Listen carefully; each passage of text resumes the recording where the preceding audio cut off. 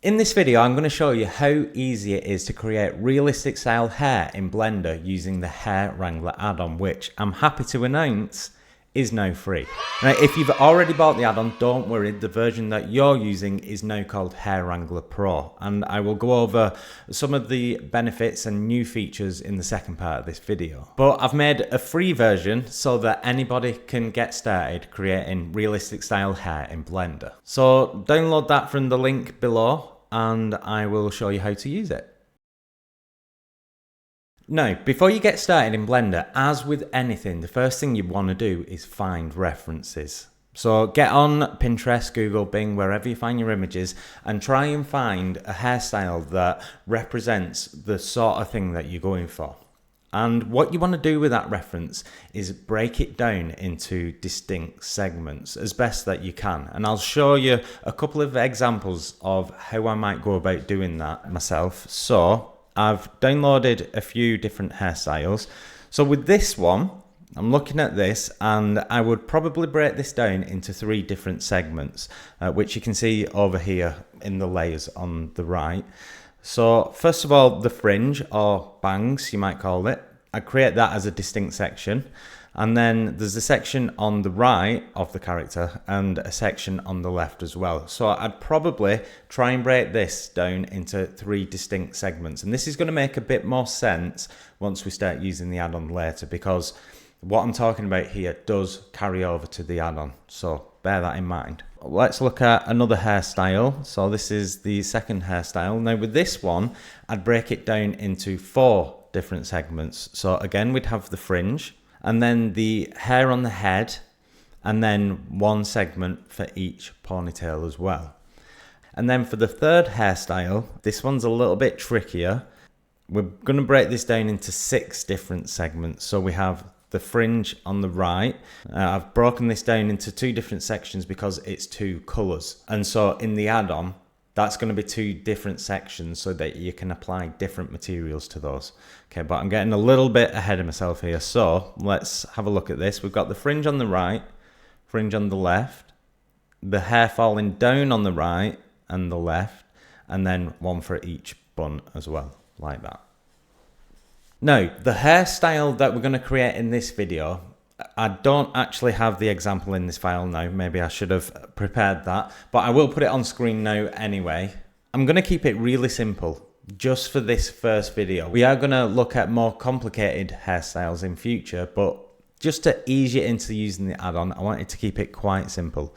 And so we've got the ponytail, the hair on the head, and this quite simple fringe at the front as well. Now, before we jump into making this hairstyle, I just want to go over a little bit of theory about how this add-on works, because it's going to help you moving forwards. The first button we've got at the top of the UI here is New Hairstyle. Now, you should only really need to click this once, even if you've got multiple characters in your scene. And the reason for that is the preferred workflow for using multiple characters is to first build each character in its own separate blend file and then link it into a common scene. So with that in mind, you should only need to click it once. The only situation I can think of where you might want to click it more than once is if you've got a character with multiple heads and different hairstyles, but I think that's probably a bit of a fringe case. So generally speaking, you're just going to click this once. And when I click this, you're going to see we get a new collection over here in the outline. And I'll just twirl that up just so that we're just focusing on that for now. And you'll also notice that our hair options update over here as well. So we've got our hairstyle, our segment, which I'll get to in a moment, and then a couple more. I'll get to these in a moment as well. So the first thing I'd recommend doing is renaming the hairstyle. Now, you want to rename it over here in the UI. So I'll call this ponytail hairstyle. And you'll see that our collection over here renamed as well. Now, you should be able to rename it over here and it update up here, but for some reason that's not working on hairstyle right now. I'll look into this and I'll make sure that gets updated for the next release, but for now make sure you rename it over here, otherwise you might break the add-on. Now if we look inside this collection, you're going to see we've got our first segment. So a new hairstyle was added, but also a new segment was added to. And if we rename this in here, so we'll create the ponytail first. So I'll call this ponytail segment and hit enter. And you can see that that automatically update in the segment section underneath our hair options here. So that's working nice. But do bear in mind that it's still preferable to rename it over here, because sometimes when you rename it in the outliner, you need to click an object before it refreshes and updates over here. So just something to consider. Now, this segment is made up of two more components.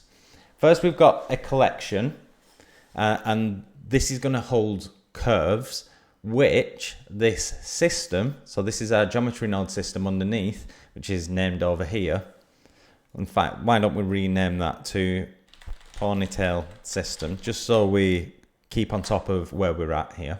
And what's going to happen is this collection, which is displayed over here, so you can change out this collection. You shouldn't really need to, but there may be a situation where you do need to, so I have included that in there. What's going to happen is this system is going to convert this collection, which contains curves and our geometry, but we'll get to that later, into hair. So if we look in our 3D scene, you can see I've got my curve selected here, and that's being converted into hair strands.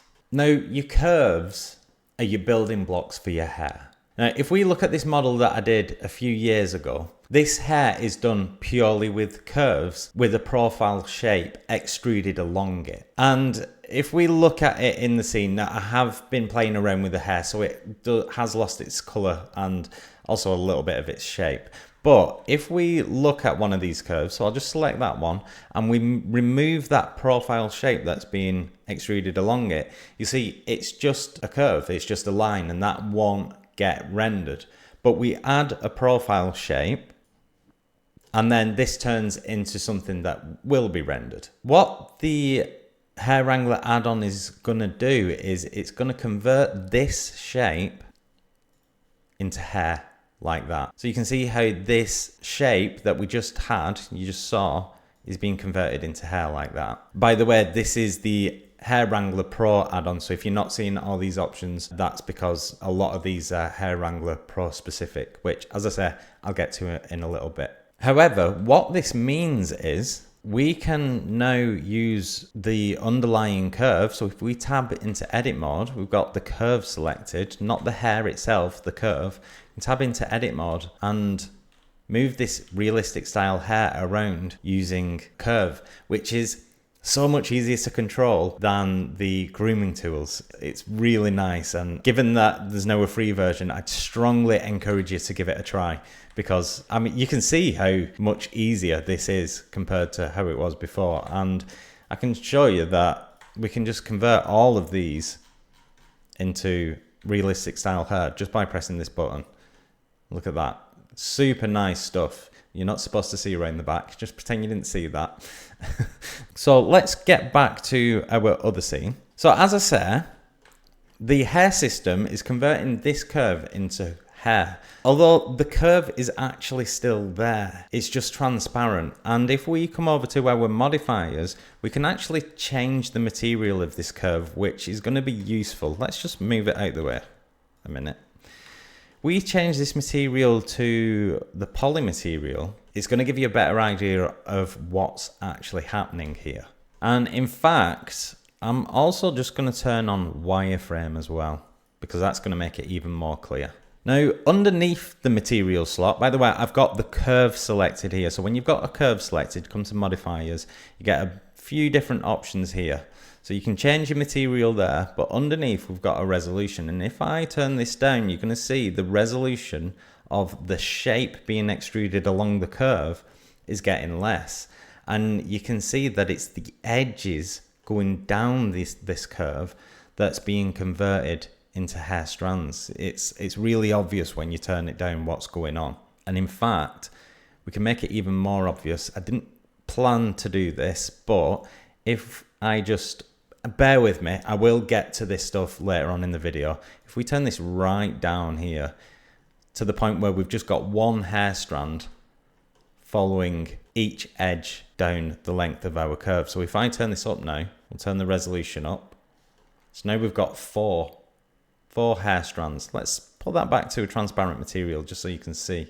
Oh, we'll leave the wireframe on as well. And just keep turning that up. And you can see exactly what's going on there. And essentially, the more you turn this resolution up, the more hairs you get. So let me just turn off wireframe. I think you understand that concept now. And you might notice that I will also just put this back to where it was. As I said, we will get back to that. Now you might notice that the inside of this hair is not filled in, okay, which could become problematic, especially if you end up with a large radius. And we do have a radius slider here. I might as well just go over this now quickly. If you turn this up, obviously it turns the radius up. However, I would say that it's better to use Alt-S. If we tab into edit mode on our curve and use Alt-S, so if I just select all the points, we can do exactly the same thing. However, the reason this is better is because you can also do this on one point at a time. So recommend using Alt-S. So it's looking quite wide like this, and you've turned the resolution up, but it's still, you know, there's a lot of space in between here.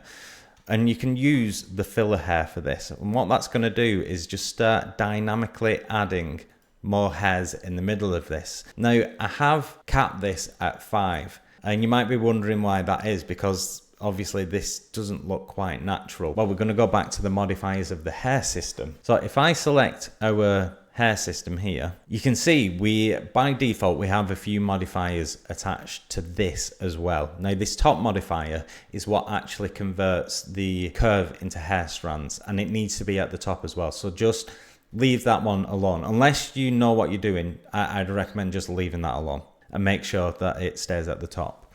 But underneath this, we have a few different modifiers here, all doing different things to the hairs here. So our set hair curve profile, this determines how thick the hair strands are. So if we turn this down to, let's say, 0.001, you can see that looks a little bit more natural, a little bit closer to the thickness you would expect hair to be at. You might want to keep it a little bit thicker though while you're working, because when it's thinner you need to add more strands for it to look realistic, which affects system resources. So I'll put that back to, let's put it up to 003 like that.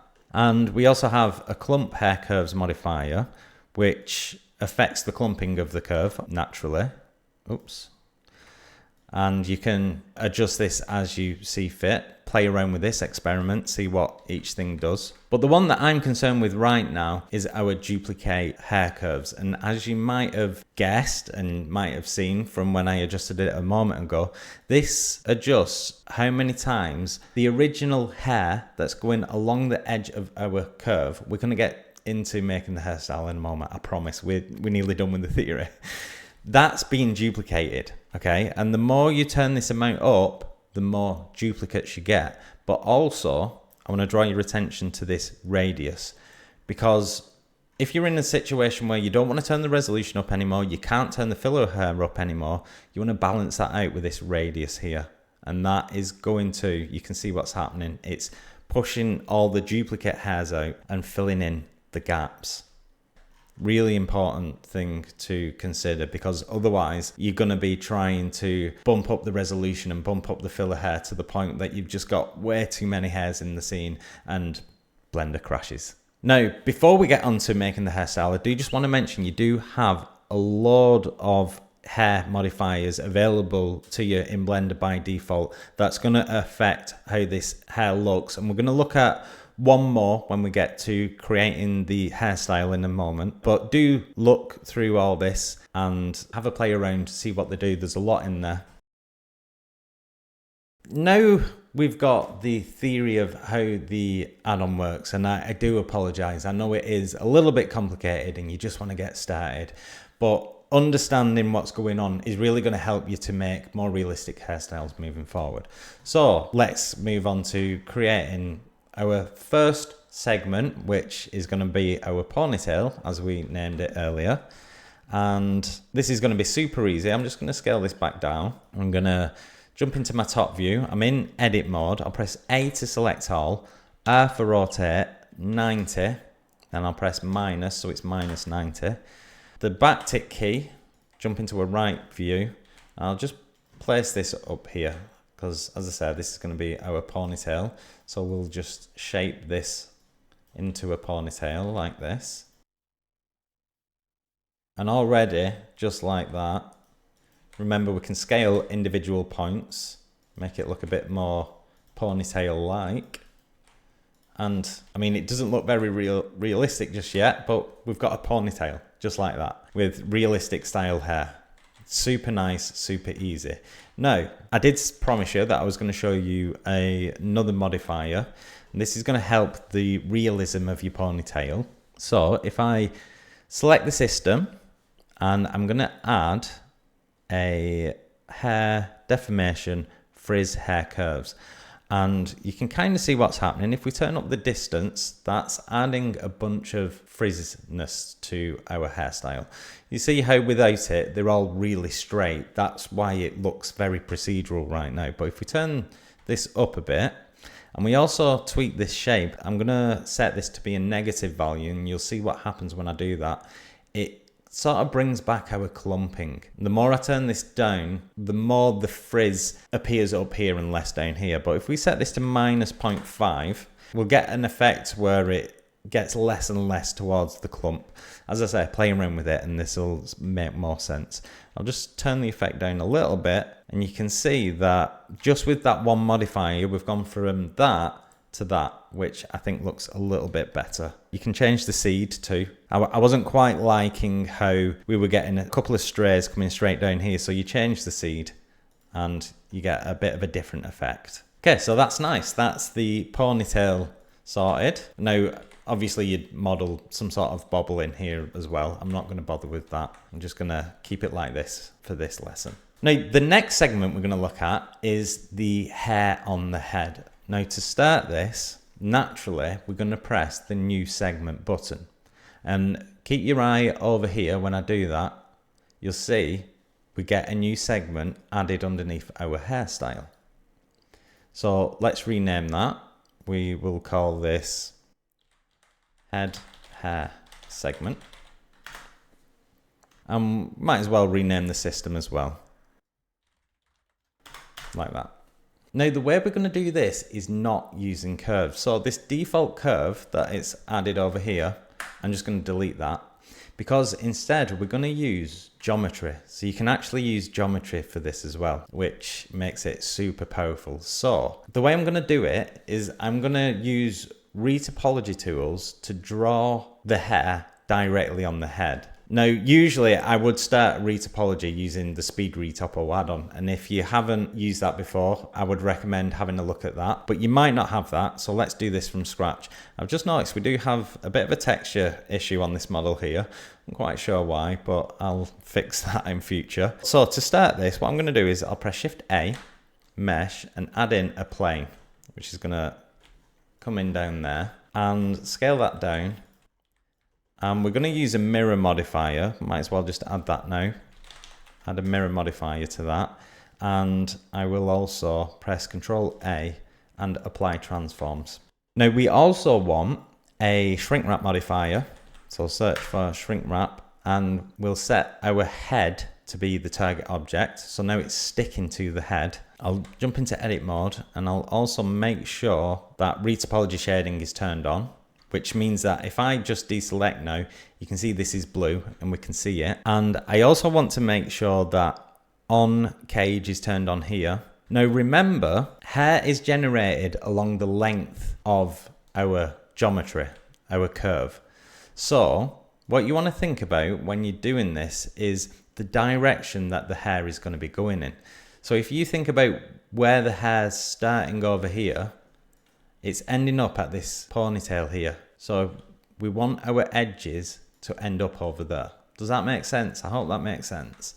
So if I extrude out like this, and I'm keeping this really low poly for now, and the reason for that is that it's a lot easier to start off super low poly and then make it higher poly later. And I'm getting a bit of an issue there. So what I'm going to do, I'm just going to apply that shrink wrap and then add another. And that should sort of reset. Do you know what? I've actually forgotten to do something as well.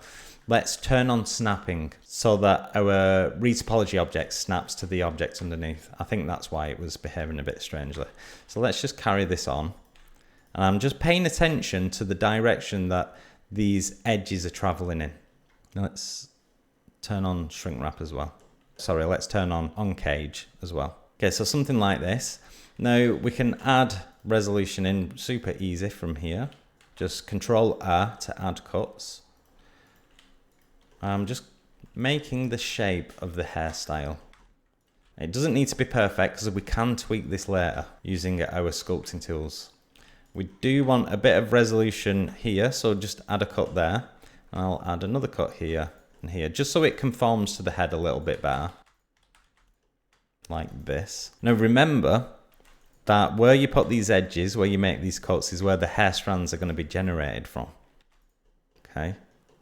So the more edges you have, the more hairs you have, basically.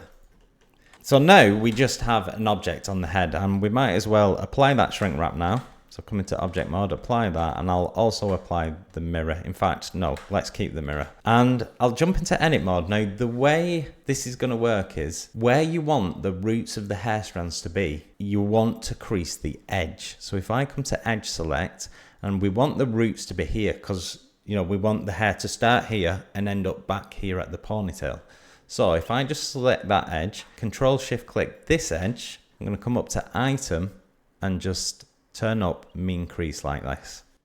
Okay, so now we've got a creased edge. We're ready to drop this into here, and as soon as I drop it in, we have hair strands, just like that. Now, at the minute, they are floating on top of the head. So to fix that, what we're going to do, I will just slide this edge over here. Let's turn off snapping. Slide this edge over, and I'll select this edge and just scale it inwards so that it's going into the head. It's looking a little bit crazy now, but we are getting somewhere. Something like that. Now, because the number of hairs is dependent on the number of edges traveling down the geometry, if we add a subdivision surface modifier, we get more hair. Quite easy. But also, we can now use our sculpting tools on the object underneath, which you can see. Don't worry about that. We'll get rid of that in a moment. And we can just sculpt our hair, which is super nice. We can sculpt realistic style hair, just like this. Now, we do want to make sure that this has the transparent material, and there we have it. Just like that. Now, again, you're going to want to come in and adjust these modifiers. So if we turn the amount up, so we've got more hairs, but also the radius down so it sticks, it conforms to our underlying mesh a bit better.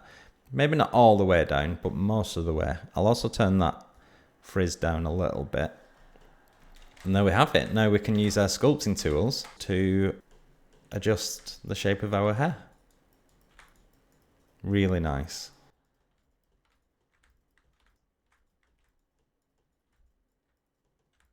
Probably should have turned on symmetry before I started, but oh well.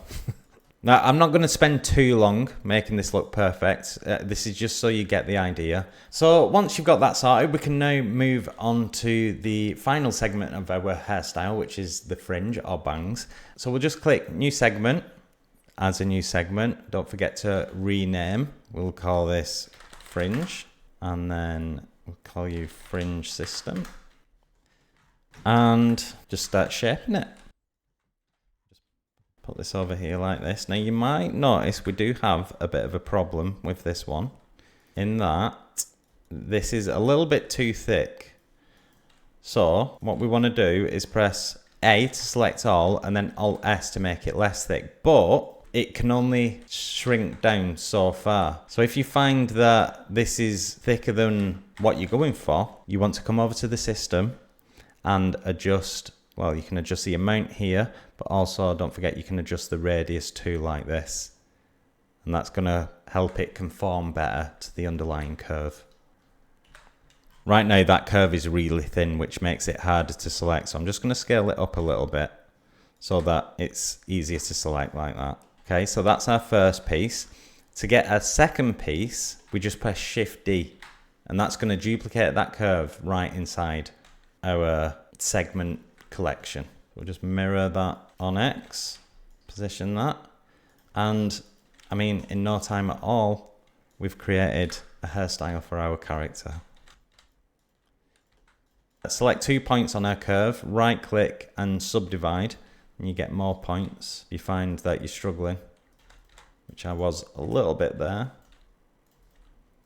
Now you might be wondering how to set the material, and you can see we do have material up here. So let's open up our shader editor and let's look at our hair material in here. So just in case you missed that, you just select any object, and then in your shader editor, just go to whatever material you can see in here. So you can just search for hair, and unfortunately that does apply it to whatever object you've got selected. So what you can do instead, let's just select a hair strand. I will add a new material. We'll just keep it empty, and then again, go hair. This allows us to access it in here without actually applying it to anything. And from here, you can tweak all the controls. And what I would do, I'm going to add more options when it comes to shading in a future update, but you can change the colors over here. But what I would do is get a hue saturation and put that there, and make sure that's plugged into both our EV output and our cycles output. So they're two different shaders because you can't use the principled hair shader for EV. And yeah, just if you tweak this hue here, you can see that you're going to tweak the color of your hair. Now, if you wanted to tweak the hair color directly, you could do that inside here. But if you just wanted to do it quickly, you can use these options here. And obviously all the other shading nodes that are available to you within Blender as well.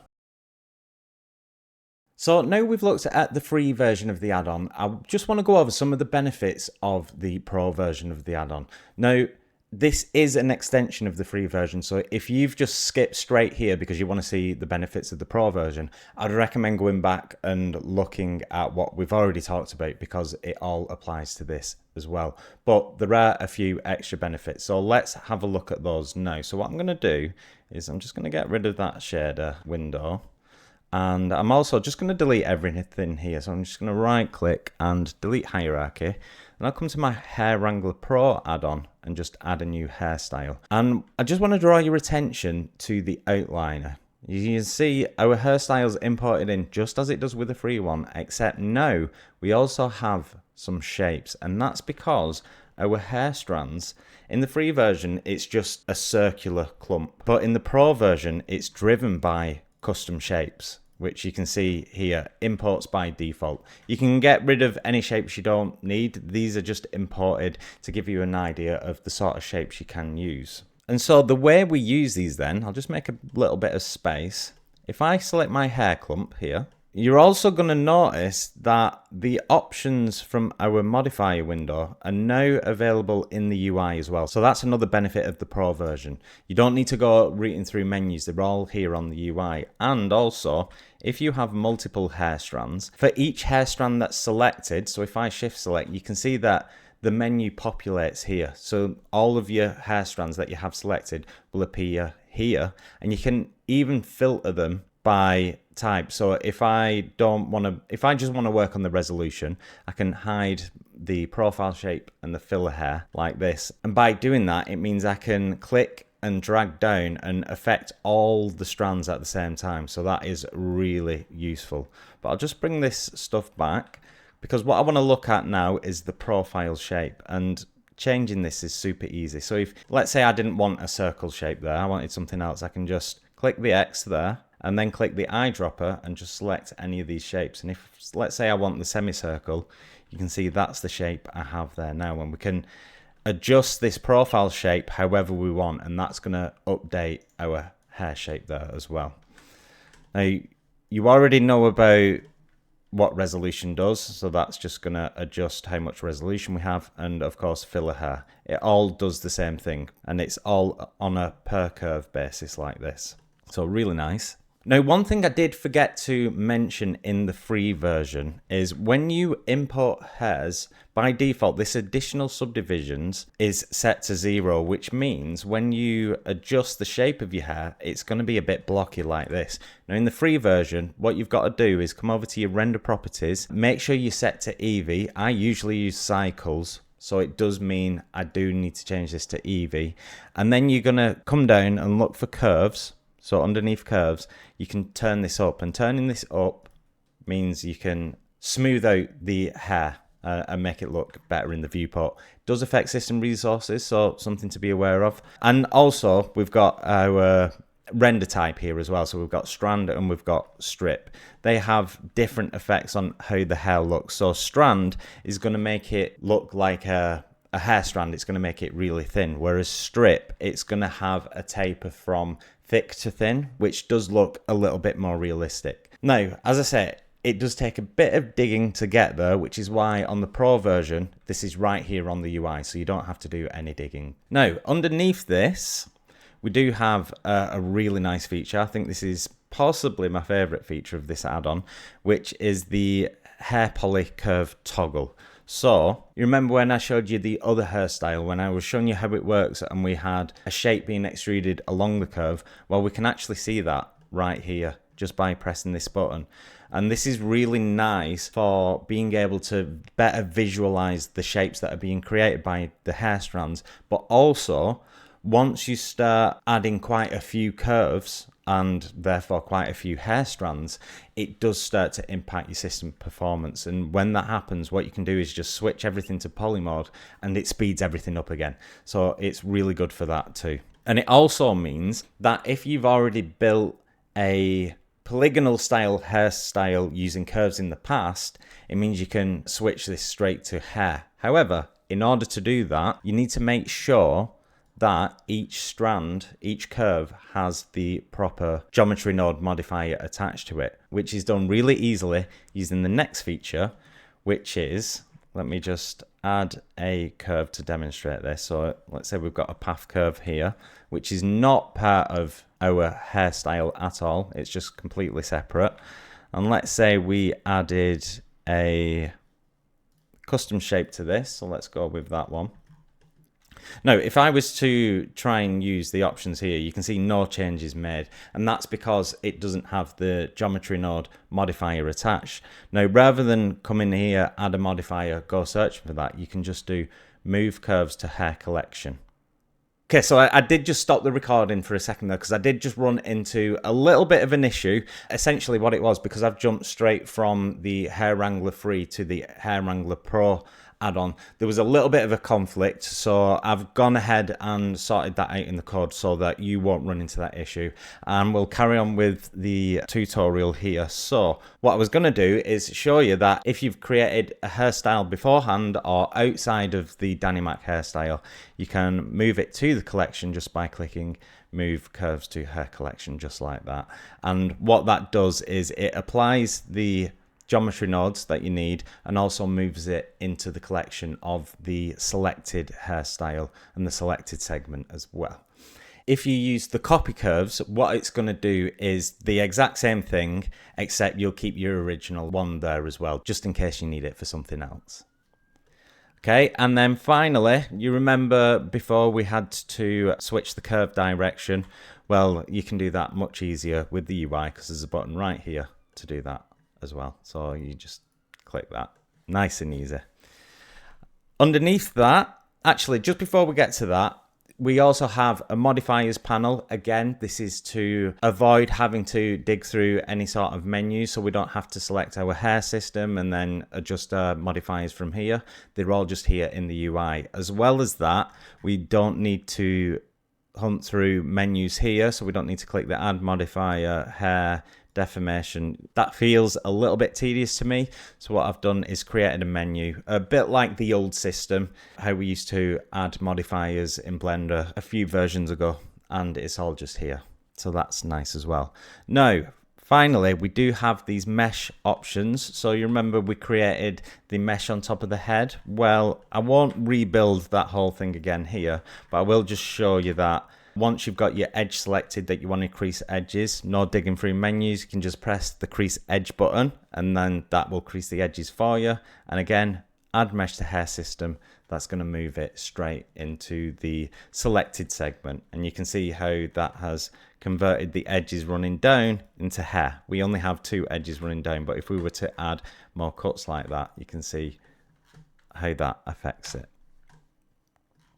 Okay, so I hope this has been helpful. I know that a lot of people that have already bought the Hair Wrangler add-on were looking for a bit of information on how it works. So hope this has been useful to you. I hope that you do give the free version a try, because I really think that this is a good add-on. I mean, I know I'm biased, I have created this, but like I'm super proud of what I've managed to achieve here, and I think that it makes creating realistic hairstyles so much easier in Blender. And of all the products that I've got on my website and on Gumroad and everything, this is the one that I feel the most confident with, because I do believe in it and I do think it's really useful. So even if you don't end up buying the pro version, at least give the free version a try, because I honestly think it's going to help you. And if you do create something nice, do tag me on social media. I love seeing it. I'll probably repost it. And yeah, have fun creating hair. I look forward to seeing what you produce with it.